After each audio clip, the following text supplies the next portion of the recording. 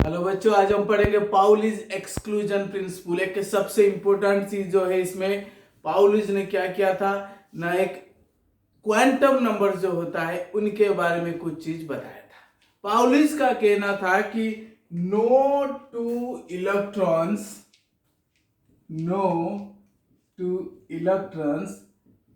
In an atom can have same set of four quantum numbers if they are similar in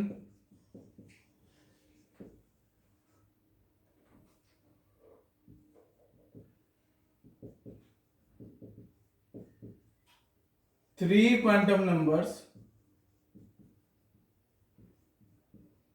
then they must be differing fourth quantum number called spin quantum number.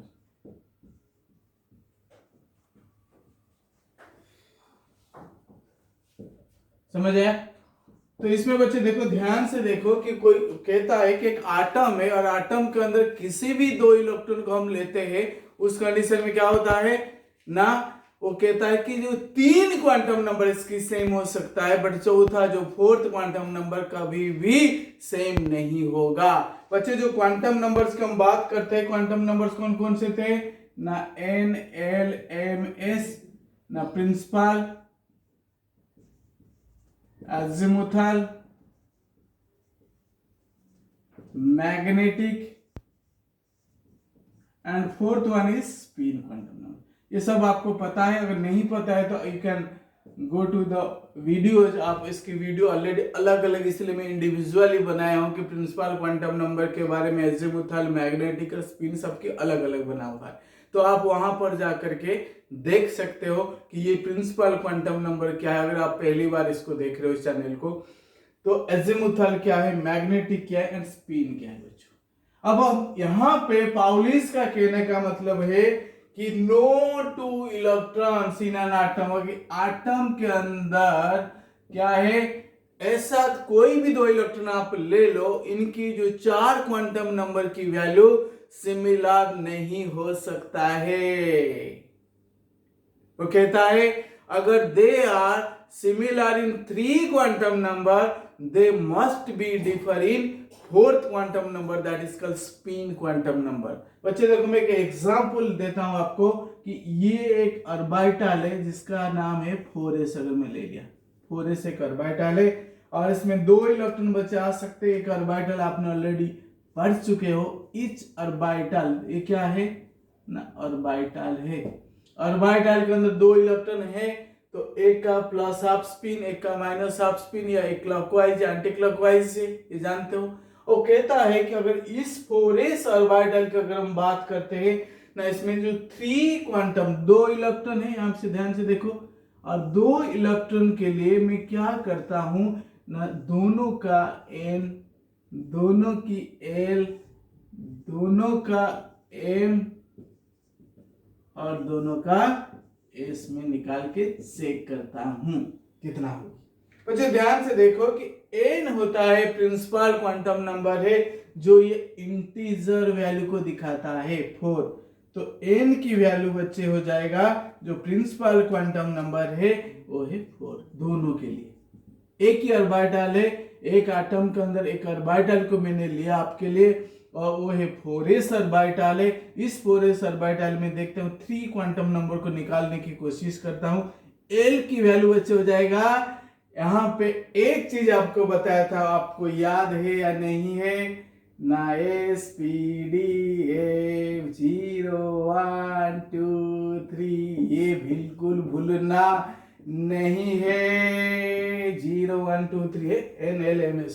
तो L की value S के लिए कितनी है बच्चों ने, 0 है, दोनों के लिए 0 है। ए अगर L 0 हो गया तो M भी 0 है, बट S जो है सिमिलर नहीं है, एस जो है सिमिलर नहीं है। ना कैसे, ना एक अगर प्लस हाफ हो गया तो दूसरा हो जाएगा माइनस हाफ, या एक क्लॉकवाइज हो गया तो दूसरा होगा anti clockwise. That is spin quantum number है। पाउलिस का कहना यही है कि अगर एक ऑर्बिटल के अंदर या एक एटम के अंदर जो दो इलेक्ट्रॉन है, इनकी जो है लेकिन 3 quantum number n L m same हो सकता है, ये नहीं होगा, ये लेकिन ये नहीं होगा है? एस की वैल्यू सिमिलर नहीं होगा। एक और एग्जांपल अगर मैं आपके सामने रखता हूं, कोई सा भी आप ले लो, 3D ले लो, तो इसमें n की वैल्यू कितनी होगी ना 3, यहां पर भी दूसरा इलेक्ट्रॉन। 3D के अंदर आप ऐसे ले लो 3D XY ले लो, क्योंकि 3D के अंदर 5 ऑर्बिटल है, XY YZ ZX X² - Y² and Z²। तो इसलिए n की वैल्यू यहाँ पे 3 होगी। L कितना होगा बच्चे फटाक से बताओ ना, D के लिए L की वैल्यू कितनी है ना 2 है, L हो गया 2 है। M कितनी होगी जल्दी से बताओ, M की वैल्यू है कि नहीं, 3D XY के लिए -2 है। ये आपको याद है या नहीं? अगर याद नहीं है आप क्या करना है ना, आप मैग्नेटिक क्वांटम नंबर को देखना है वीडियो, ठीक है।